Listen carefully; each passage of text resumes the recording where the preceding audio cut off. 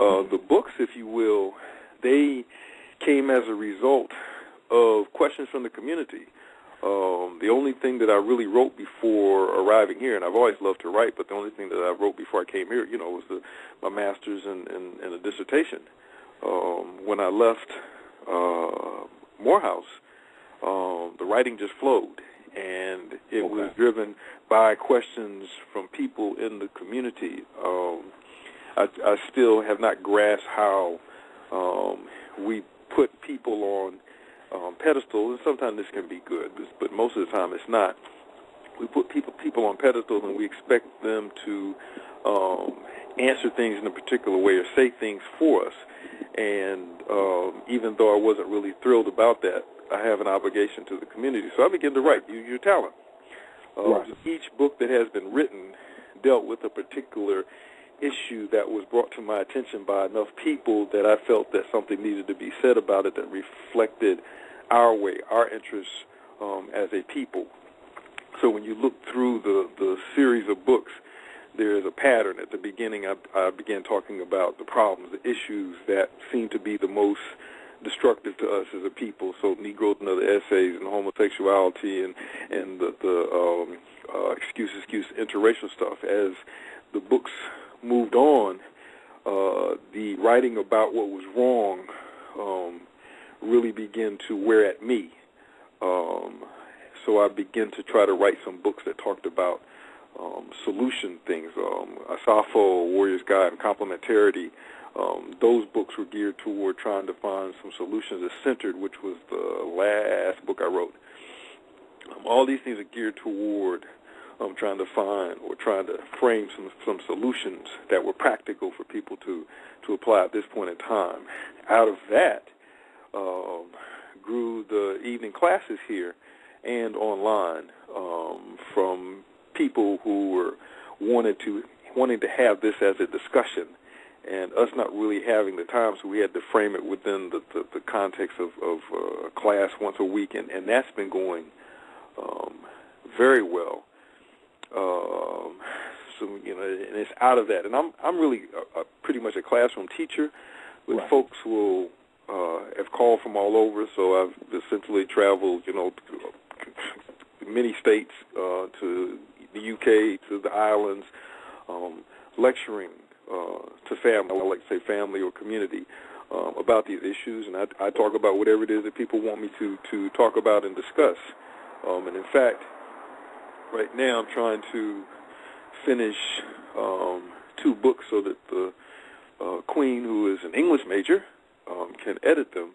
One of them, both of them are due out in November. One of them is dealing with the Warrior's characters, since seems like the greatest complaint that I have been hearing from people over about the last 5 years is the level of disrespect that exists within the conscious community, less known the quote-unquote regular black community, but the level of disrespect that exists within the conscious community, whether we're talking about men, women, whether we're talking about elder and youth, whatever we're talking about, the disrespect is a major factor. Yeah, the other book is dealing more with, it's more academic, because I'll use terms, culture, nationalism, nation, ethnicity, person, individualism that I really haven't defined to my satisfaction. So when those terms that people are asking me the most about in terms of clarification, I'm trying to clarify them in this book for people. But our focus is on the school. We looked at a number of independent schools over the years, and we came to the conclusion, because we saw so many of our schools fail. In fact, while we were teaching at Morehouse, the 9 years that I taught there, every year one of the black schools in Atlanta was folding, and they were not being replaced on a yearly basis. So we saw that there was a connection between, in terms of those that were successful, between the school or the program and a business that was separate, that fed the program, that financed it, because tuition is not enough.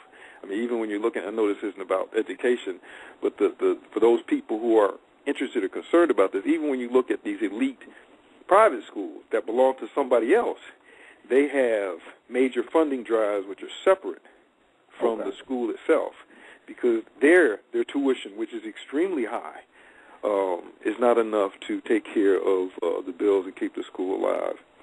Right. Yeah, you're right about that. Yeah. Definitely. Yeah, and we definitely need to incorporate education into this, because one of the things, I was just talking to. Well, I talk to a lot of people every day, but I was just talking to someone. I can't remember who it was. I think it was yesterday, actually.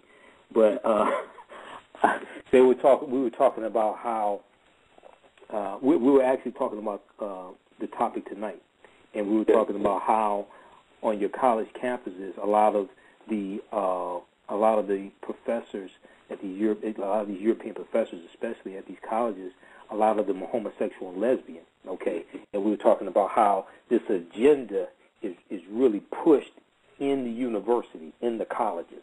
Absolutely. Yeah. What'd you say? Absolutely. Oh, yeah, definitely. And it's changed a lot. I graduated back in '94. It's changed so much since then. I was talking to this person who's they're working on a master's right now in forensics. Okay. And they were talking about how the gay and lesbian organizations have gained so much power over the last few years.